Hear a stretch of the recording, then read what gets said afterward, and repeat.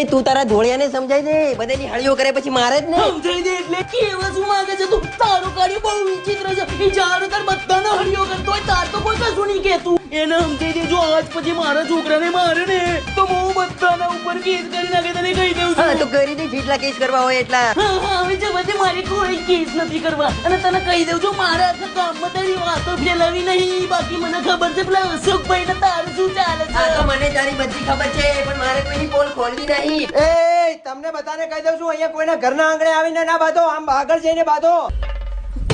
છે આ તું છે એની બોલે છે. તારે પેલા ઝઘડામાં વચ્ચે બોલવાનું નહીં. એક રાખો મારે, એક